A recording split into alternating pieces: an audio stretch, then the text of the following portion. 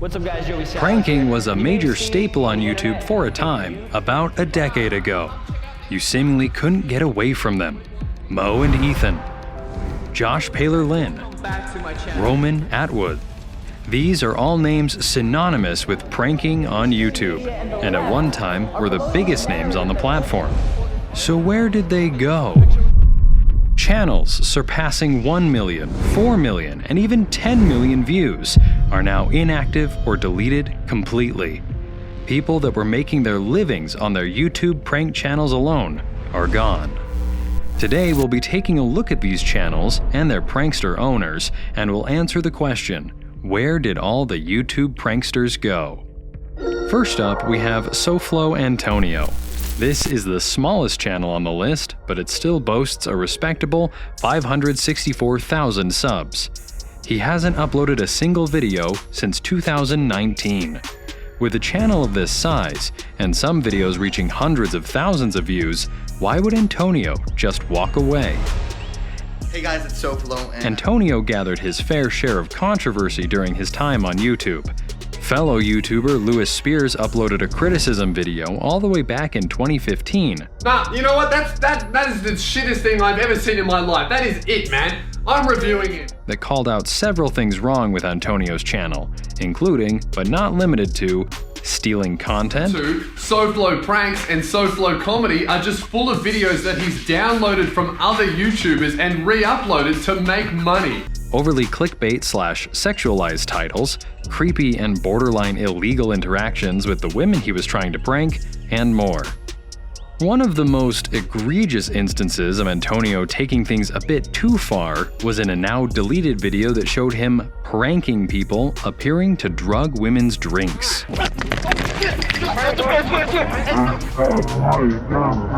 Yeah, hilarious. He was also called out by a woman on the H3H3 subreddit as her high school bully. She states, "Yes, Antonio was my high school bully. As much as everyone thinks he sucks online, I can tell you he sucks even more in person. He was a mutual friend of my ex-boyfriend and would goof on him for being with a fat bitch." You might be tempted to ask, well, what happened? Was he arrested for harassing folks and pretending to do illegal things on camera? Nope, he wasn't arrested. However, he did face major backlash in response to the Lewis Spears video and backlash from the H3H3 community.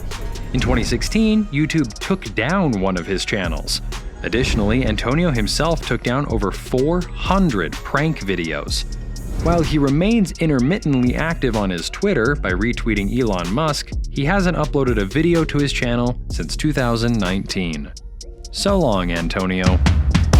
The Royal Stampede were an Australian group of pranksters based out of the city of Adelaide and boasted 1.45 million subs. After putting out videos with crazy success like Crushed by Car Prank, which reached 57 million views, and Ronald McDonald Fights Grandpa, which racked up 21 million views, the channel saw a steady decline in viewership for the prank videos.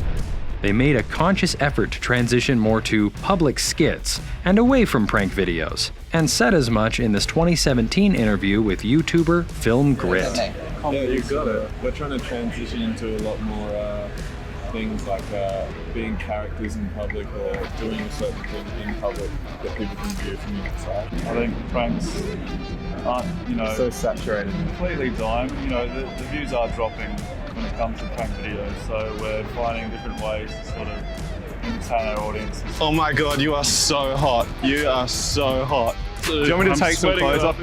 This transition served them well for a short amount of time, as they haven't been heard from on any platform since their final upload on their YouTube channel 3 years ago.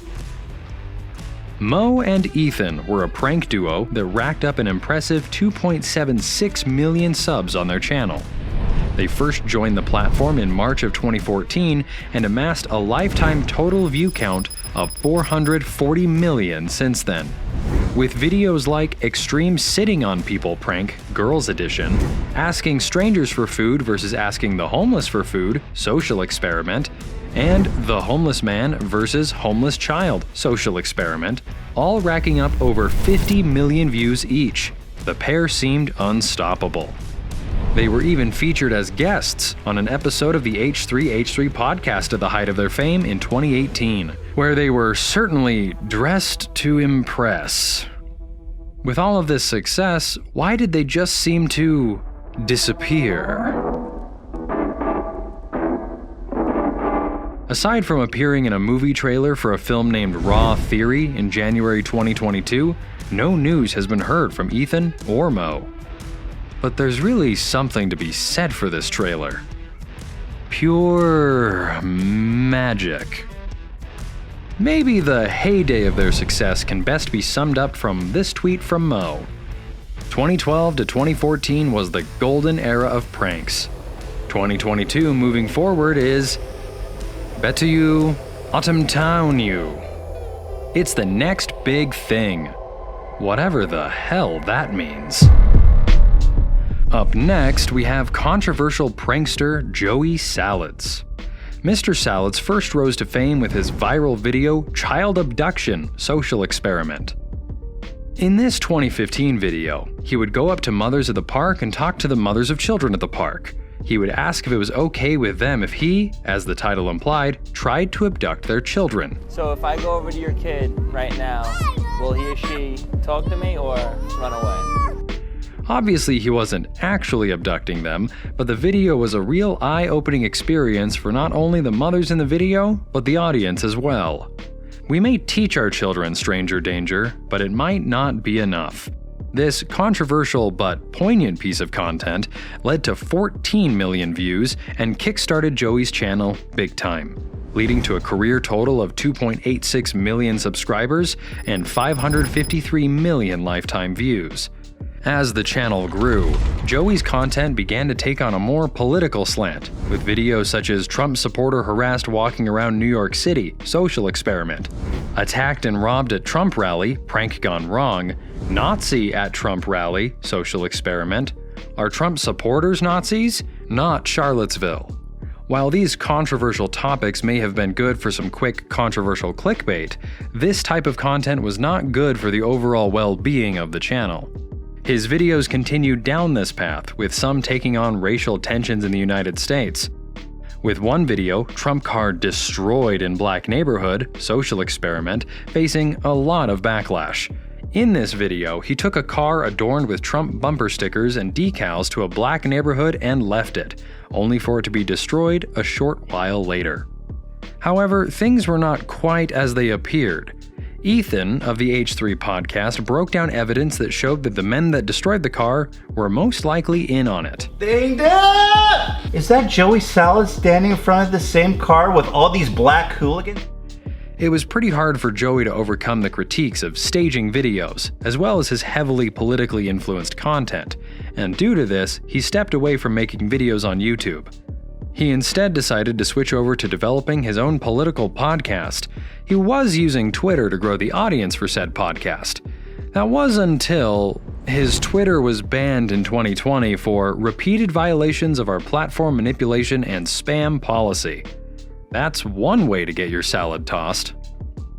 Up next, we have Josh Paler Lynn. He first rose to prominence through his viral video, How a Homeless Man Spend $100? In which he gifted a homeless man $100 and then followed the man around to see how he spent it. It amassed 52 million views.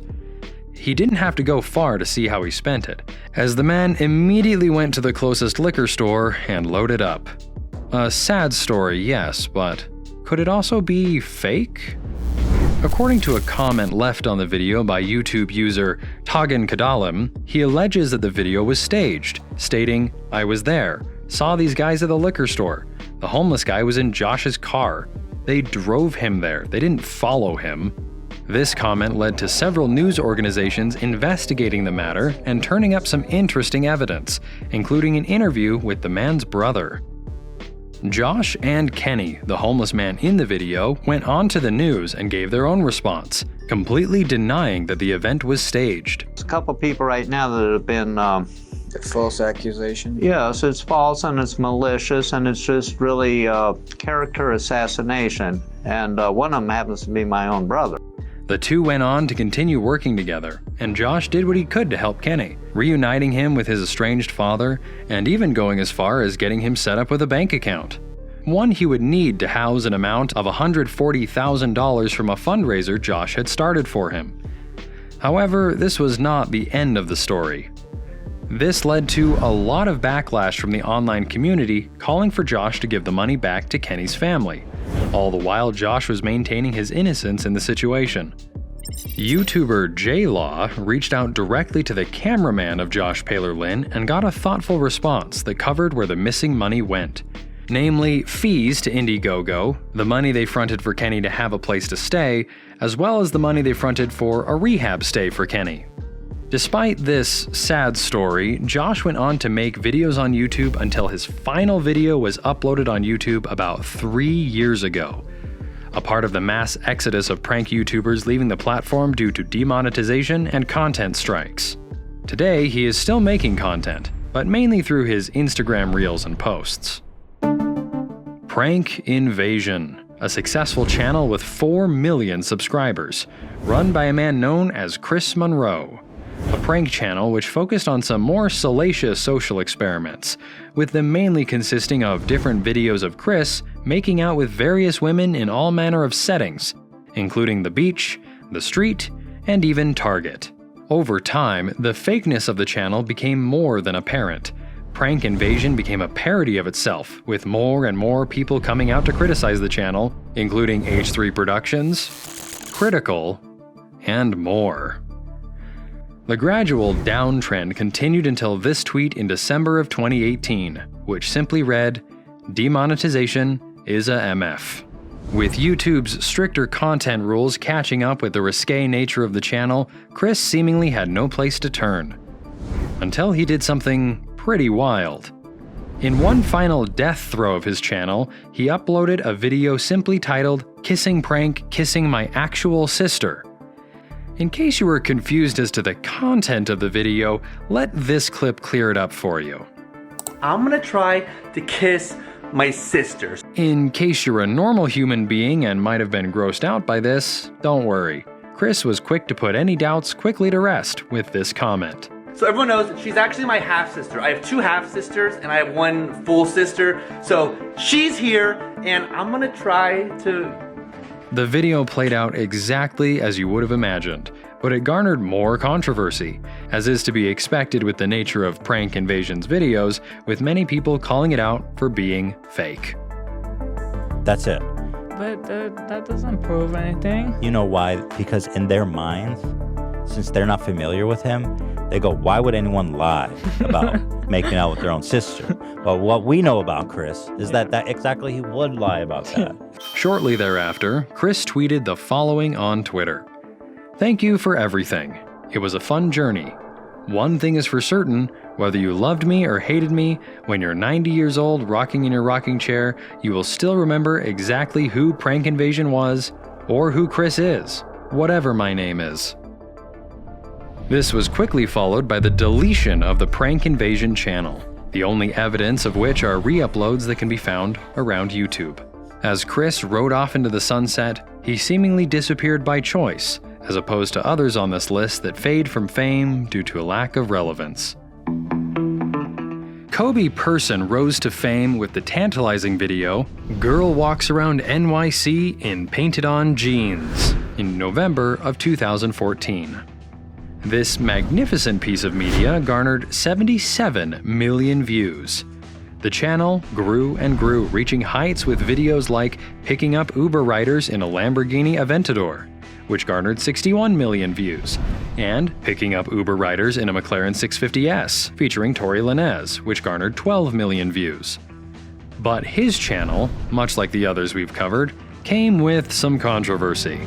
Aside from the sick Uber rides he was giving folks, Kobe decided to venture into the darker side of social experiments, with videos like 65-year-old man marries 12-year-old girl, child marriage social experiment, the dangers of Snapchat, child predator experiment, the dangers of social media, child predator experiment.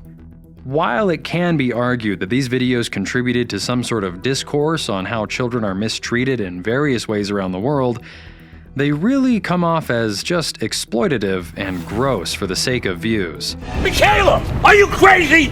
Are you out of your mind? Sorry. He could have been a rapist. He could have been a pedophile. Why would you do this? Sorry. Yeah, you know that. I could have been anyone. Like, you talked to me for the last 4 days. You've been talking to me on Facebook. Do you know that? Like, you shouldn't talk to strangers, especially online. Like, I wasn't even do I look the same as my picture? Of course, this led to backlash and controversy, even being picked up by major news outlets like Fox. That shocking video shows just how easy it is for a pedophile to pick up an underage girl, in that case using social media. The actor lured 3 girls out of their homes while their parents watched in horror. Now, since then, the video has gotten 33 million views. As well as other YouTubers. You guys just been chatting up little girls for like 3 or 4 days straight. It's like, dude, I know you're doing this as like an experiment, but that enough in itself is pretty weird. However, these setbacks didn't seem to hamper the popularity of the channel, with Kobe making videos as recently as 7 months ago. He obviously outlasted the demonetization woes that most YouTuber pranksters have faced over the years. So where did he go? Rest easy, Kobe fans. He is still making content, now on Instagram. Though his content now focuses way less on scaring children off of the internet, and now focuses on cloning things? Yeah, he was just destined to be a weird guy. Magic of Rahat was an extremely successful prank channel, focused mainly on drive-thru pranks. These included his very first drive-thru prank, Drive-Thru Fire Wallet, which garnered 4.8 million views, and Drive-Thru Invisible Driver Prank, the most popular of the drive-thru pranks, which amassed 59 million views. His channel progressed and evolved somewhat over time with the changing tides of YouTube. With that came the eventual video involving a homeless person. In 2014, Rahat released a video titled Homeless Lottery Winner, in which he gave a homeless man money, making him think that he won the lottery. He did actually give him money in the video. The man, Eric, was so touched that he tried to share some of the winnings with Rahat. I want to share it, friend. Oh, come on. That's all yours, man. Just share it. No, that's all yours, man. It's right here with enough for me. It's all good. His selfless deed led to many people messaging and emailing Rahat asking for ways they could help. A fund was started and quickly gathered $44,000, but would later climb to nearly $64,000. Rahat used the money to rent Eric a house for 1 year, furnish it, buy him food, and the rest went into a joint bank account that Eric could use and Rahat would monitor. But Rahat made it clear he would be taking no money. I want to make it clear that none of this fundraiser money will be used by me. This is strictly Eric's money. A heartwarming viral video begins and ends, but as you might have guessed, this wasn't the end. Much like Josh Paler Lynn, Rahat would live to rue the day he used a homeless person for views. In a video released in 2018, Eric, the homeless lottery winner, went on video on the channel eTube to accuse Rahat of keeping roughly $40,000 of the alleged $64,000. And I agree, because the truth is, you had about $66,000 in donation. Rahat spent maybe 20-something thousand, according to that diagram he did, where he showed where the money was going. So you had close to $40,000 left over, and you haven't seen any of that money. He called for Rahat to give him the money that was owed to him. Around this same time, Rahat's channel went silent for the first time since 2007. Speculation flew left and right that he'd allegedly been arrested. YouTuber J-Law went on a mission to find out exactly what had happened to him, so he reached out to Rahat's old cameraman. The cameraman revealed that, from his perspective, everything in the video was legit, and Eric had been given everything from the fundraiser. We set the fundraiser up, and we raised, I think, $43,000 for Eric, and everything that was in that video is legit, because I was there during the entire time behind the scenes. I was 18 at the time, I believe, and Rahat didn't let me in on the financials of it. What he informed me is that, hey, I'm gonna make a joint bank account with Eric, and he'll have access to the money and I'll have monitoring over it. And from my understanding is that Eric was being very harassing to Rahat, asking him for more and more money of that pot. And Rahat eventually got tired of it and relinquished the entire account to Eric. But I can say one thing, Rahat is a great guy. Rahat didn't need to steal $43,000 from this Eric guy. Despite this, and mostly due to Rahat's online absence, many online thought Rahat was running from the truth that he had, in fact, stolen from Eric. That was until Rahat's shocking return to YouTube in November 18, 2020, where he revealed how everything actually shook out. He revealed that Eric no-showed his first day at a job Rahat had set up for him, he wasted money on limousines, amongst other frivolous purchases, and listed many points that very much absolved him in the public eye. The original video of Eric calling out Rahat was deleted. Rahat returned to YouTube, making prank videos using the online video chat service Omegle to prank strangers. These videos had moderate success, but Rahat has since gone on another hiatus from making videos. He's intermittently active on Twitter, but for the most part seems to have stepped away from content creating, instead focusing on his other business ventures.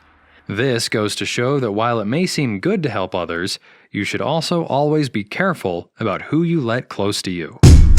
Finally, we have the king of prank channels, Roman Atwood. Boasting 10.2 million subs, Roman Atwood is YouTube pranking royalty. His first successful pranking video was simple, the cooler prank. Roman and friend would run up to strangers and pretend to dump a cooler of water onto them. The trick?